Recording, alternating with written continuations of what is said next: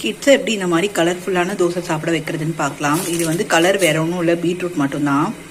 நமக்கு என்னென்ன காய் தேவையோ அது வந்து நம்ம ஸ்லைஸ் பண்ணி நம்ம திருவிட்டு இந்த மாதிரி நெய்யில் போட்டு நான் வந்து நல்லா வதக்கிட்டு ஜஸ்ட் ஒரு சாட்டே பண்ணிவிட்டு இந்த மாதிரி எடுத்து வச்சுருக்கேன். இதை வந்து நான் மாவோடு கலந்துட்டேன். இதை வந்து என்னென்ன போட்டிருக்கேன்னு பார்த்தீங்கன்னா பீட்ரூட்டு, வெங்காயம், அதுக்கப்புறம் வந்து பீன்ஸ் போட்டிருக்கேன். கேரட் கூட நீங்கள் சீவி போட்டுக்கலாம். இந்த மாதிரி நீங்கள் துருவிட்டு சேர்க்கும் போது இது வந்து நல்லா உங்களுக்கு வந்து தனித்தனியாக தெரியாது, நல்லா வந்து வெந்துடும்.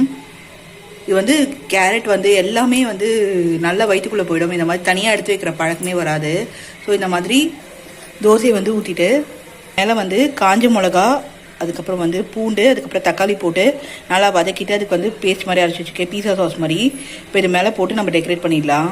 இந்த தோசாவில் வந்து அந்த பீஸா சாஸை தடவிட்டு அதுக்கப்புறம் கார்ன் போட்டுட்டு தேவைப்பட்டால் காய்கறி போட்டுட்டு இந்த மாதிரி சீஸ் போட்டு கொடுத்துட்டிங்கன்னா சூப்பராக சாப்பிடுவாங்க. மேலே பெப்பர் பொடி இருக்குது, கண்டிப்பாக ட்ரை பண்ணி பாருங்கள். எல்லா குழந்தைங்களும் சாப்பிடுவாங்க.